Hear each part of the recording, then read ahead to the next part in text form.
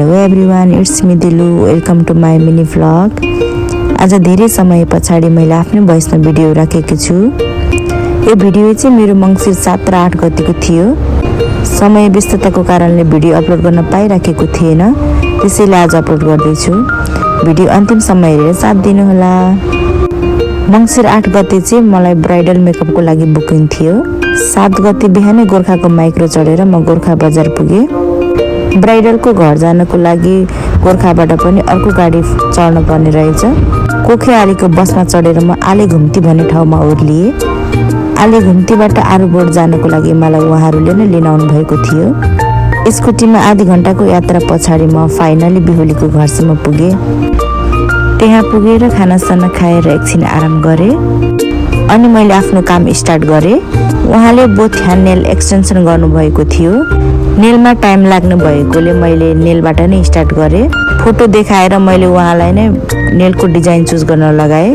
उहाँकै चोइसमा मैले red and व्हाइटको कम्बिनेसनमा अम्ब्रे design गरेको थिएँ। फाइनल लुक यस्तो भएको थियो। नेलको काम सके पछाडि मैले आइल्यासेस एक्सटेन्सन पनि गरिदिएँ।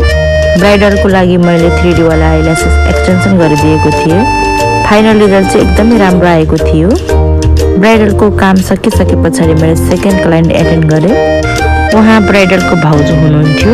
भाउजूलाई पनि मैले उहाँकै चोइसमा बेबी पिङ्क र व्हाइटको कम्बिनेसनमा अम्ब्रे डिजाइन गरिदिएको थियो।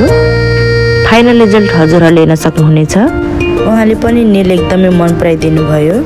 बेलुकाको खाना खाएर मैले मेहेन्दीको काम स्टार्ट गर्दैछु। मेहेन्दीको डिजाइन चाहिँ मैले अगाडि पछाडि सेम नै गरिदिएको थियो। फाइनल रिजल्ट यस्तो भएको थियो। बिहान 7 बजेदेखि मैले ब्राइडलको मेकअप स्टार्ट गर्दैछु। ब्राइडलको before and after makeup looks यस्तो भएको थियो। हेयरमा चाहिँ मैले रियल फ्लावर राखेर यसरी हेयर सेटअप गरिदिएको थिएँ। उहाँले आफ्नो कल्चरल गुरुङ ड्रेस लाउनु भएको थियो। मैले भिडियोमा कुनै पनि इफेक्ट लगाएको छैन, रियल क्यामेराबाट नै क्याप्चर गरेको भिडियो हो। उहाँको फुल मेकअप लुक्स यस्तो भएको थियो, हजुरहरूले हेर्न सक्नुहुनेछ। त्यहाँको काम सकेर म खाना खाएर घर फर्किएँ।